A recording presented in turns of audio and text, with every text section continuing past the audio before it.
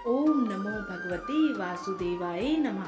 आज की इस वीडियो में आप सभी जानेंगे कि साल 2023 में देवउठनी एकादशी कब की है, पूजा का शुभ मुहूर्त क्या रहेगा और व्रत का पारण कब किया जाएगा।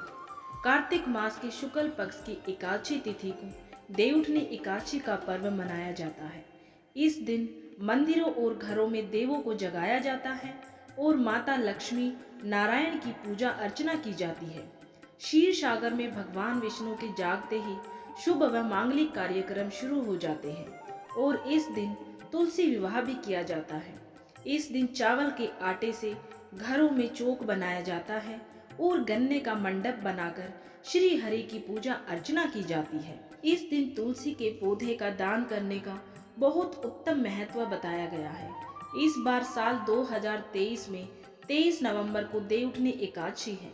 ये एकादशी कार्तिक माह के शुक्ल पक्ष में आती है। माना जाता है कि इस दिन श्री हरि विष्णु भगवान 4 माह के बाद शयन काल से जागते हैं। देव उठने के बाद सभी मांगलिक कार्य शुरू हो जाते हैं। इस दिन शालिग्राम जी और तुलसी माता का विवाह होता है। इतना शुभ दिन होने की वजह से विवाह के लिए भी ये दिन बहुत शुभ माना जाता है। इसे मनाने की परंपरा भी अलग अलग इलाकों में अलग अलग है।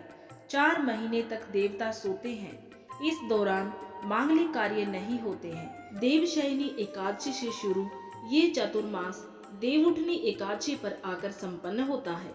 इस दिन पश्चिमी यूपी और राजस्थान के इलाकों में चौक और गेरू से पूजा स्थान के पास तरह तरह के डिजाइन बनाए जाते हैं। इनमें गाय भैंस के पैर, कॉपी किताब, देवी देवता, फूल पत्ती के डिजाइन शामिल होते हैं।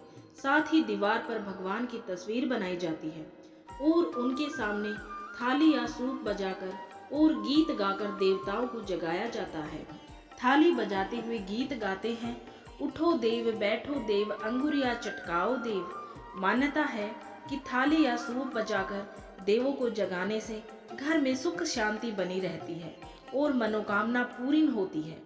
हिमाचल और उत्तराखंड के पहाड़ी इलाकों में देवउठनी एकादशी पर दिवाली जैसी रौनक रहती है।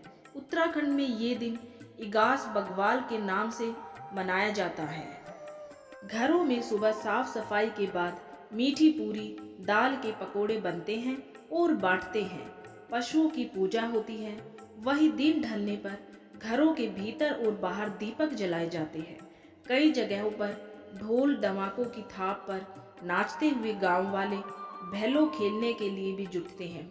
भैलो अंधेरा होने पर स्थानीय घास फूस का बना रस्सी से बंधा एक गोला होता है जिसमें आग लगाकर गोल गोल घुमाया जाता है।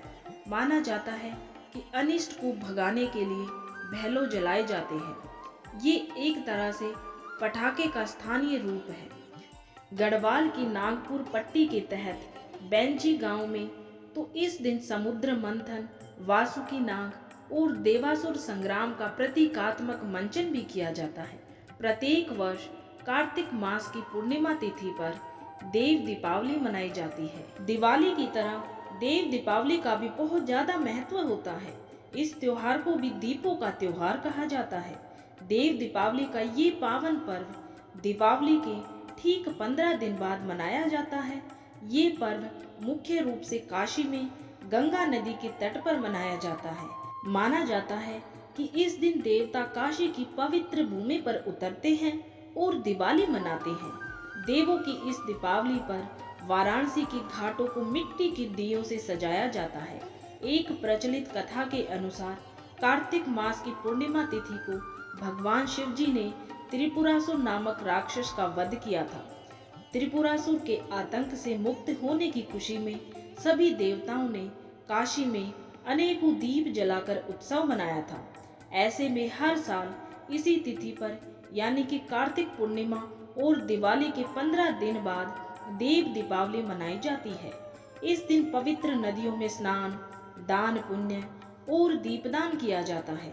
अब चलिए जानते हैं कि इस साल देवउठनी एकादशी कब की है, देवउठनी एकादशी की पूजा का शुभ मुहूर्त क्या रहेगा और पारण आपको किस समय करना चाहिए। तो चलिए जानते हैं कि साल 2023 में देवउठनी एकादशी कब की है। कहा जाता है कि कार्तिक शुक्ल एकादशी तिथि को देवतागण उठते हैं, इसलिए इसे देवउठनी एकादशी कहते हैं। पंचांग के अनुसार इस वर्ष कार्तिक शुक्ल पक्ष की एकादशी तिथि 22 नवंबर को रात 11:03 से शुरू हो रही है और ये तिथि 23 नवंबर गुरुवार के दिन रात को 9:01 पर समाप्त होगी। तो उस हिसाब से उदय तिथि के अनुसार देवउठनी एकादशी का व्रत 23 नवंबर को रखा जाएगा। अब चलिए जानते हैं कि देवउठनी एकादशी पर किन शुभ योगों का निर्माण हो रहा है। 23 नवंबर को देवउठनी एकादशी पर 3 शुभ योगों का निर्माण हो रहा है। उस दिन रवि योग सुबह 6:50 से शाम 5:16 तक है। सर्वार्थ सिद्ध योग शाम 5:16 से अगले दिन सुबह 6:51 तक है। वहीं सिद्धि योग दिन में 11:54 से अगले दिन सुबह 9:05 तक रहेगा। अब जानते हैं कि आपको देवउठनी एकादशी का अगर व्रत रखा है तो उसका पारण आपको कब करना चाहिए। जो लोग 23 नवंबर को देवउठनी एकादशी का व्रत रखेंगे वे 24 नवंबर को सुबह 6:51 से 8:57 के बीच में कभी भी व्रत का पारण कर सकते हैं। इस दिन पारण के लिए आपको 2 घंटे से अधिक का समय मिलेगा। 24 नवंबर को द्वादशी तिथि की समाप्ति शाम 7:06 पर होगी। अब जानते हैं कि आपको किस विधि से देवउठनी एकादशी की पूजा करनी चाहिए। देवउठनी एकादशी के दिन ब्रह्म मुहूर्त में स्नान आदि से निर्वृत होने के बाद भगवान विष्णु जी की पूजा करते हुए व्रत का संकल्प लेना चाहिए। श्री हरि नारायण की प्रतिमा के समक्ष उनके जागने का आह्वान करें।